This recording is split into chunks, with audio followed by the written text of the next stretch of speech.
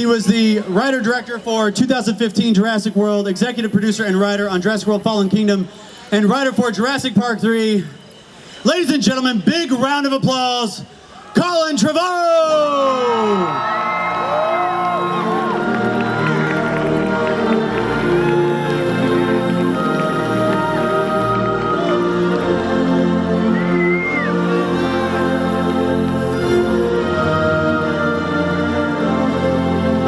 There we go. Okay, hi.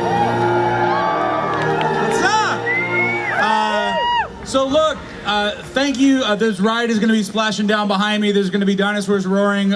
We have an incredible couple days here, and tonight is going to be, it's going to be a night that you're going to remember. This is a film that I saw when I was 16 years old. I don't remember how old you were when you saw Jurassic Park. I didn't know you, but you remember. And I see a kid out here. Are you going to see it for the first time tonight? Have you seen it before? Yeah? Anyone else who's gonna see Jurassic Park for the first time tonight? Like that, you're a grown man, but you have no excuse. So look, 25 years ago, that's gonna make some of you feel a little old. It makes me feel old. Steven Spielberg brought Michael Crichton's book to life, and it's something that changed many of our lives. It made many of us want to become filmmakers like me. It made a lot of us want to become paleontologists and scientists like him. And I cannot be more honored to be able to be here tonight and speak to some of the people who are going to come out and share their experience. I didn't make Jurassic Park. I had nothing to do with that movie. I'm just a fan like you. I am a deep nerd for this, and so I want to have a conversation with some people who did. So, in these three chairs, the first is going to be the assistant director of Jurassic Park, John Kretchmer. And he's going to come out right now. The assistant director, I'm going to sell assistant directors for a second. The AD is one of the hardest jobs in movie making, and the AD is there for every single second. So I think some of the best stories tonight, and some you've never heard before, are going to come from John. John Kretchmer.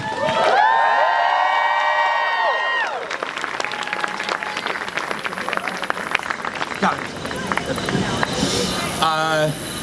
The next, the cinematographer for Jurassic Park, who also shot Back to the Future and Who Framed Roger Rabbit and Apollo 13 and Romancing the Stone, Dean Cundey.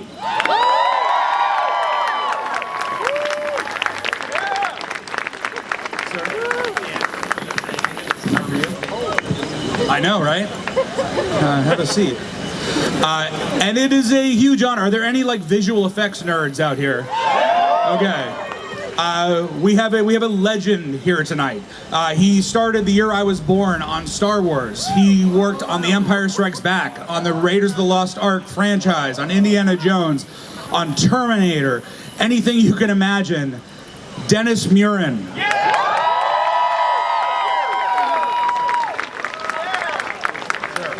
Have a seat.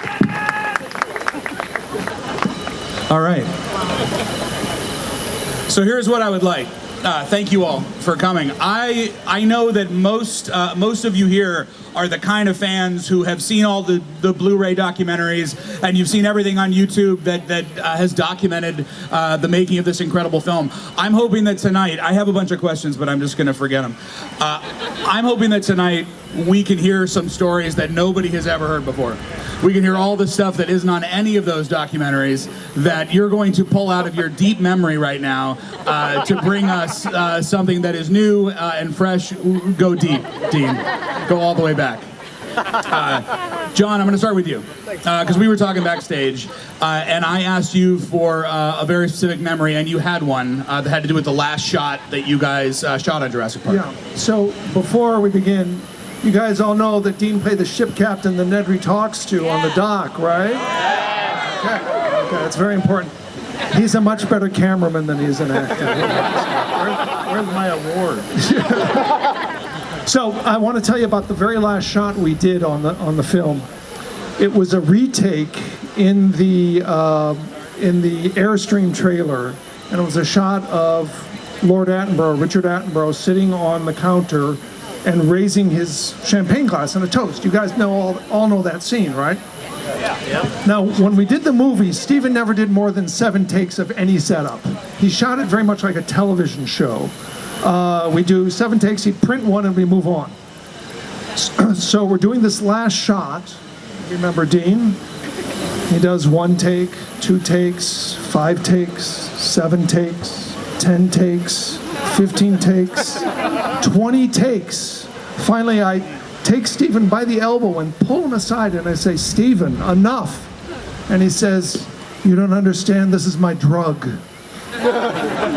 He was so dedicated and didn't want to give up directing the film. Now you have to remember, in 6 weeks he was going to be directing Schindler's List. It wasn't like he was going into retirement. But it just increased my admiration for the man so incredibly. He was the most incredible person to work with. So that's one of my many stories. So, and we'll get many of them. We'll get many more. Dean, whenever I have the privilege of sitting down with a cinematographer, I just like to have them read the script and have them think about the material and just tell me what they see, what colors they see, what kind of visual imagery comes to their head. So I'm just curious. I'm sure you read Michael Crichton's book. I know you talked to Stephen about the film. When you heard you were going to make a movie about dinosaurs, what did you see? Well, I think our frame of reference is always the films that went before. The dinosaur movies, the stop motion stuff. I mean, Ray Harryhausen's things, but a lot of stuff. So, it was like, well, this is going to be fun. I wonder how we're going to take it somewhere else. So one day, we're in this production meeting with Stephen and various people around the table, and he's going through the storyboards. And he was counting the number of special effects shots because the studio had said, "Stephen, you can have 150 shots with dinosaurs in them." And he said, "Oh, okay." So he would count and he'd say, "Now we need another shot of how many are we? That's 152. Oh, okay. Let's go back and we'll remove these two." And so he was dedicated, right? Well, then Dennis comes in and to a meeting and says, "I know we were going to do this with rubber dinosaurs and stop motion, but we think we can do this in the computer." And everyone said, "The computer?" "Well, let's see the stuff." And Dennis said, "Well, we don't have anything yet, but wait right here." He came back a week later, and he had some of the first, was it? Okay, you can fix a couple. And he had the wireframe of the dinosaurs. And Stephen said, "Wow, that's really impressive. The animation is," and Phil Tippett was doing the animation. "The tail is heavy and it's got follow through. All this stuff is better than the stop motion. What's it look like with skin on?" And Dennis said, "Well, wait right here." And he came back a week or so later, and here it had gray skin on it. It looked like a gray rubber thing, but it moved so well. And Stephen said, "Yeah, but what about scales and color?" Dennis said, "Wait right here." So he came back and showed stuff, and it had color, and then it had shadows, and in the meantime, we said, "Okay, we're going to do it that way. Nobody's ever done it before. We'll do it that way." And it wasn't until we were almost halfway through the movie that we really started to see finished dinosaurs. And we started, well, that shot right there, the Brontosaurus eating, was the first shot we saw. And we were then convinced that we were on an unusual new road, and we have to thank Dennis and his team for taking us down a journey, taking us on a journey that's never been done before.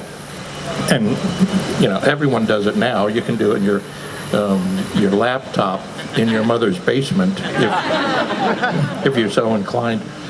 But you look back at that movie and realize nobody had done it before. I would argue you may never do it again. And I'll move on to you, Dennis, because Dennis, you're the reason why I hear so often that the dinosaurs will never look as good as they did in 1993. That was you. My question for you, and please, tell a longer story if you have one, but you're halfway through the shoot, and as Dean just said, they hadn't seen any of the dinosaurs yet. They didn't know if it was going to work.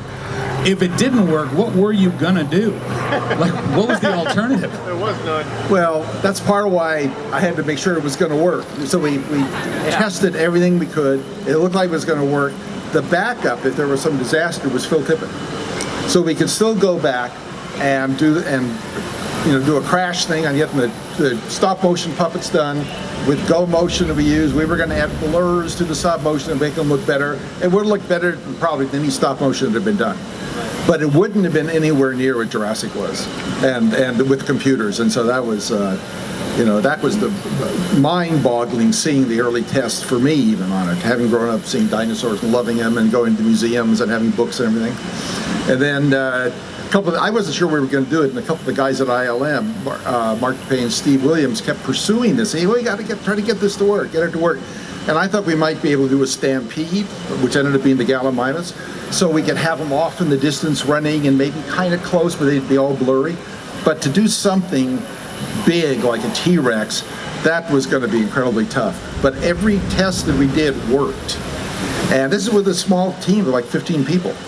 And it worked and worked, and Kathy was behind it, Stephen was behind it, and the crew, both these guys and everybody else who was on the set, gave us what we needed and gave us the time and the confidence, because there could have been a lot of bickering, like what's going on here, isn't going to work, blah, blah, blah, but everyone was behind it. So, and I think because ILM had and still got a pretty darn good track record. I mean, and Roger in the Star Wars films and all that, so they knew, hey, this could be something here. Well, and it was, and I feel like there's two sides of the visual effects in a Jurassic Park film.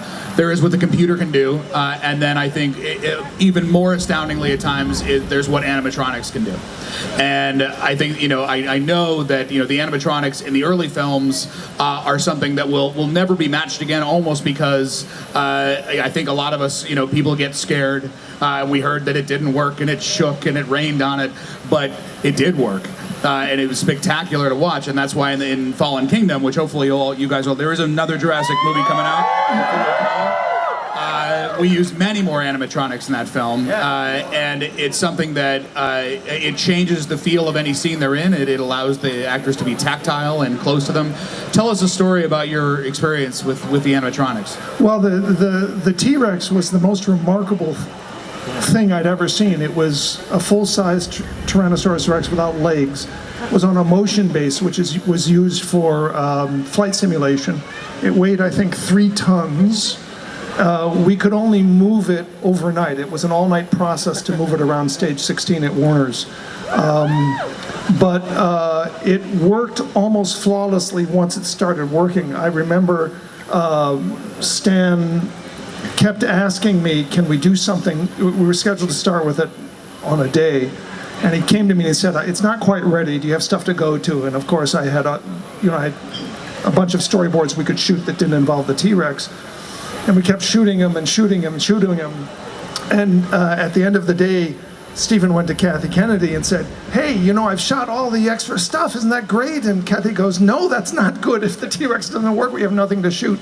Well, I tell you, Stan and his team got that thing to work so beautifully. It was the most amazing thing to see these 5 or 6 puppeteers operate this little, what was called a Waldo, which is like a small version of the T-Rex, and see this enormous machine move beautifully. It was breathtaking, absolutely breathtaking. It was the most incredible puppet you can imagine seeing. Yeah, I have to say I was really kind of dumbfounded because I've worked with creatures and devices and stuff that are hydraulic, and if you ever watch a guy with a backhoe, it goes like this and then it goes like this, and then that goes like this and it goes like this. And so when he said, well, we're going to use hydraulics, and I said, oh, that'll be interesting.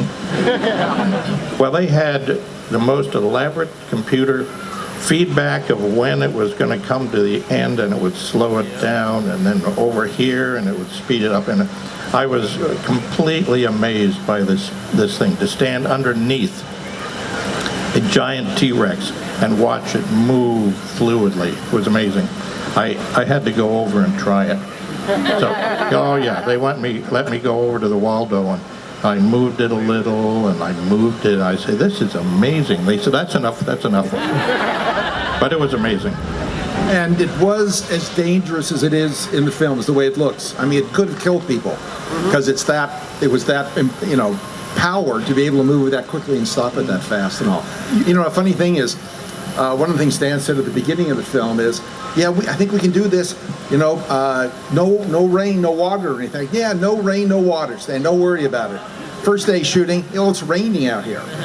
So now here's the character that was not supposed to be in the rain, they're trying to keep it off of it, but water is still getting all over it, you know, so, but it made the movie better, so.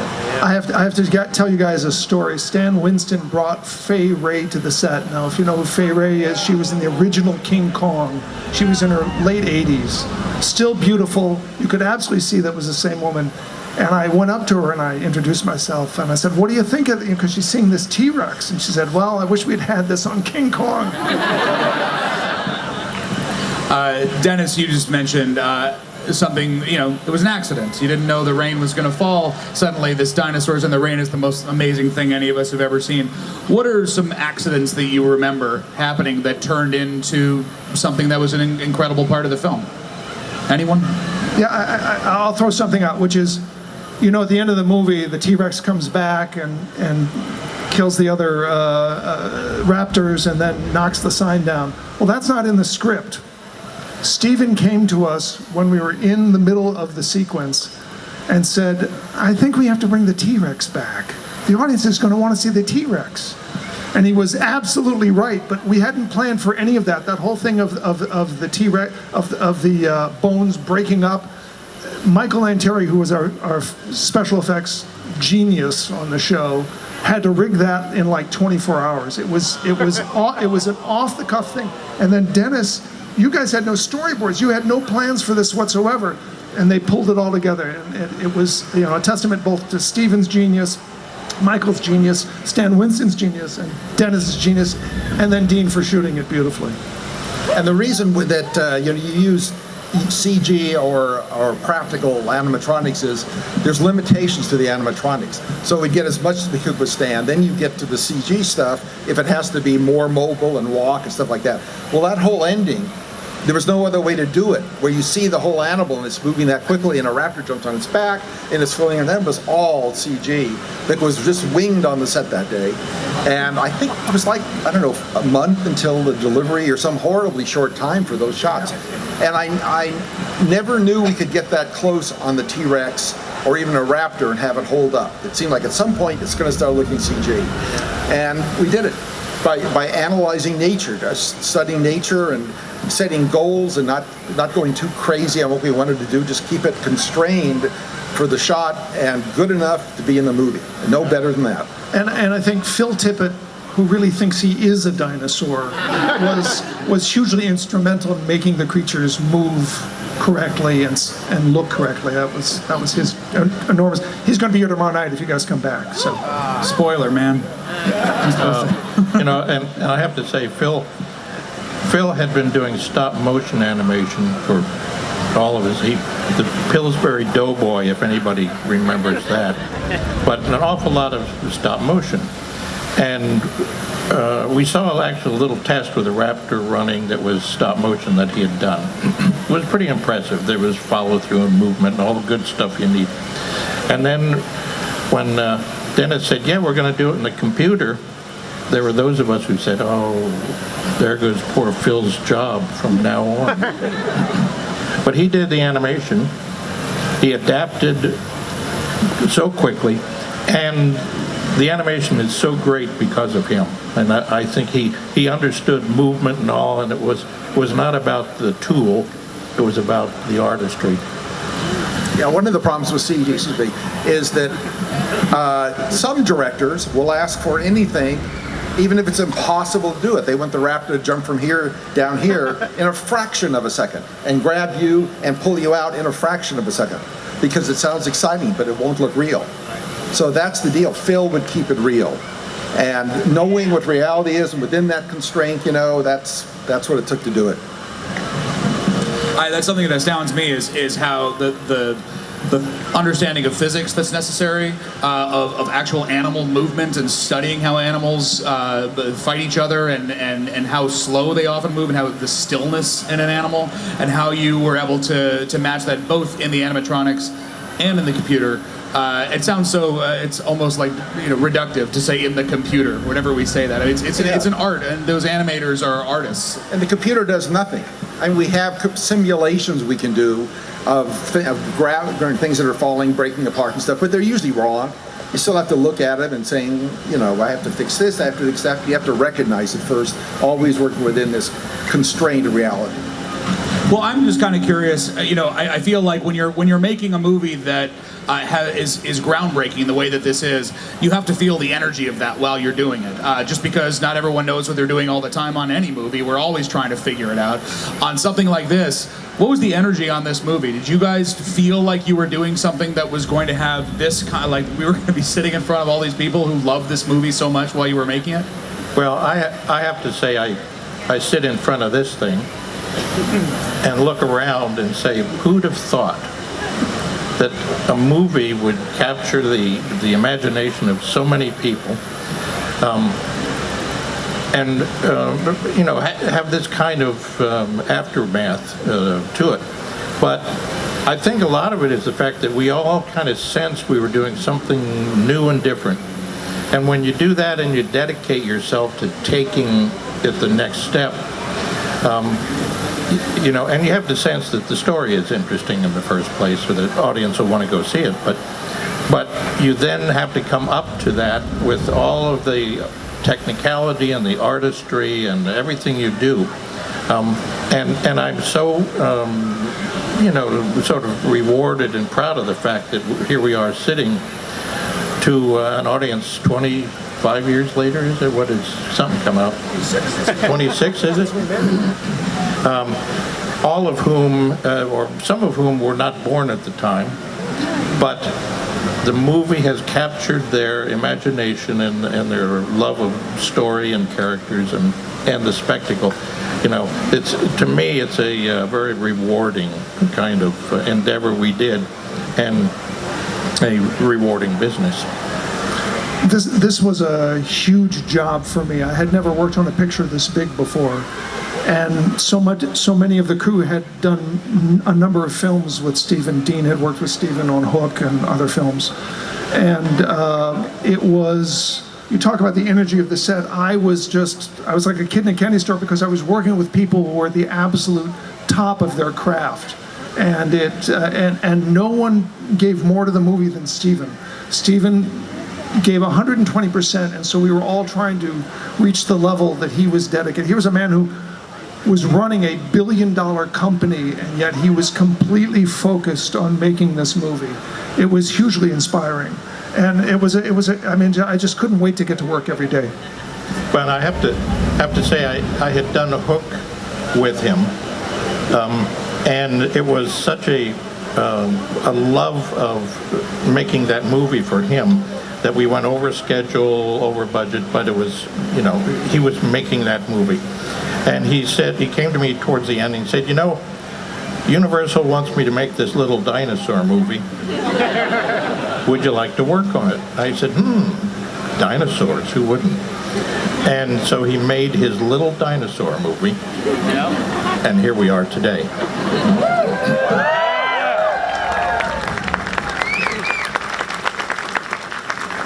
And we all thought it was a little dinosaur movie, too.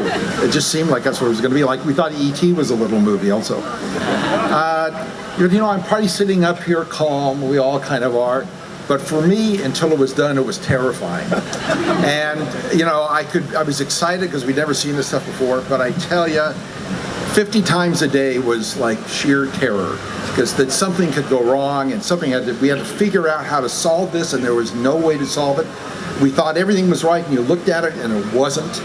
What is it? And just analyzing it. And, I had done T2 with Jim Cameron before this. And both of those were really tough. But this, with the shorter schedule, was just a really stressful thing, but I would certainly do it again. I mean, any of us would. You know, you don't get these opportunities to do things that are, you know, like childhood dreams, and just to have everybody see and work on something and millions of people see it. It's great. They're opportunities. They're not, they're tough, but you got to take them. Take a chance. I have to say a couple things. Stephen was in a wonderful mood throughout the shoot, I felt. Part of the reason is that we kept gaining time. We kept saving time. We finished the film 13 days ahead of schedule, which is unheard of for a film this complicated. So he was in a very good mood. But in terms of the feeling on the set, I think when we saw that first shot of the Brachiosaur in dailies that one day, which was halfway through the production, which was revelatory as much to us as it is to you when you saw the film for the first time, of Sam and Laura looking up at the Brachiosaur and the camera pans up and you see him. At that moment, we all knew this was going to be a terrific movie. I mean, we thought we were doing a good movie anyway, but that sort of cemented it, and it just reinvigorated the energy on the set that much more. And if you look at that, you see what Stephen has put into it. Not only the shot design, but they walk up there and wonder. They're like kids looking at, look at that. They point up, you see it, and they walk by it. Say, look, it's a what? It's a dinosaur. And it's like, how can it get any better? And they look up and there's a shot looking at the neck and it's way up there, and it's like you think, how can it get any better? And then it grabs the leaves and pulls the leaves off like it's eating like animals that we know all the time. And then it cuts back to this wide shot and you see it chewing as leaves are falling down. One great idea on top of another, on top of another, on top of another. And then it hits the ground and you hear it hit the ground. Yeah, and that was the capper. It gets up on its hind legs like a dog sits or something, and goes down. You know, it's just, he's a great director for that. That's great stuff. I think there is something about these movies, because our film was very similar. It was such a warm family, and you guys you were there. The environment on that movie, I think we're also just humbled by not just the fact that we get to make a Jurassic movie, but the fact that there were dinosaurs in the first place. Like, how can you possibly raise your voice or get angry when you're in the shadow of these magnificent animals? And one thing I want to mention, because I remember a very specific moment on, I called it Jurassic. I called the next movie Jurassic Park 5. Like, I insist, I won't change it. But on Jurassic Park 4, Sherry Crichton came, and Sherry's here tonight. I don't know if anyone can see her, but Sherry Crichton, the late Michael Crichton's wife, who brought their son, Michael. And I remember we had the animatronic Apatosaurus, John Rosengrant, who will also be here tomorrow, was operating the Apatosaurus, and her son reached out and he fed her grass. He fed grass to this live animal who ate the grass out of his hand. And I remember the look on the kids' faces when that happened, and I felt like one of them. It's amazing. So we almost have to go, but I just wanted to ask one last question, which is, as you go on, I don't know if you have children, if you have grandchildren, if you're going to tell one story, if you're going to tell them one thing that you remember about your time on this movie, what's the thing that just pops into your head that stands out, that was just a completely magical moment that you can share with everybody here? Working with Stephen. I mean, just watching him work was, I learned more in 6 months on that film than I'd learned in 15 years before that. And I think I'm still learning from having worked with him. Yeah, and I'd have to say, I consider Stephen one of the absolutely best visual storytellers, not only in recent history, but potentially in film history. He's created so many iconic, storytelling shots and devices, and so I think having worked with him and been that close to watch the process and be part of the process, and I look back at one of my favorite sequences that I show a lot of times to classes is the raptors in the kitchen with the kids. It's such a complete visual story, how the camera moves and all is there, but also how the CG dinosaurs moved and the animatronic ones, how they all fit together into one storytelling sequence. It stands alone. I mean, you can run that and say, oh, That was intriguing without even having seen the rest of the movie. Yeah, I mean, everybody did a great job in this. Came in with this. The most important is teamwork. Is the camaraderie of everybody working together under immense pressure under a hurricane. We got shut down because of Hurricane Aniki over there. Had to go back later and shoot the Gallimima sequence. But everybody working together in cooperation with each other to get this done in a short time frame really shows you the power of a group effort. You're all on the same page. Even if you're not, you'll wrangle some people onto that page eventually. Because I grew up kind of doing this stuff by myself, and most of my friends did. But getting to work with a team and see a lot of like-minded people, you can do far more than you can do on your own. And I just, between the whole live-action crew and the ILM crew, it was just great as a team working together. I want to say, Colin, you did a great job in your show. Oh, yeah. Yes, you did. Absolutely. Yes, you did. Well, captured it. Thank you. Well, that as we made that film and as we made this last film that you guys will all get to see, like, you can feel, and Jay Bayona, who did an incredible job, he is such a deep fan of this as well. And when we talk about legacy, it's not just legacy of a movie, it's a legacy of people. And you are the people who made this thing that we love. And we talk about what you did all the time, and we try not to emulate it too much. We try not to rip it off. We try to move forward. But it's hard because we love it so much.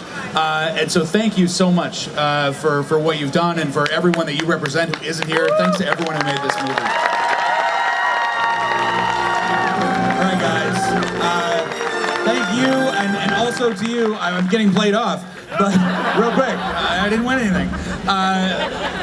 Thank you for, we haven't really had an event like this before, where we've had all of our fans come together, and it means so much to me and everybody who works on these movies that we have people who love this as much as we do. So thank you for coming. You're going to go up and watch Jurassic Park right now. There's something you don't expect that you're also going to get to see up there. There's more surprises in store. Thank you so much for coming.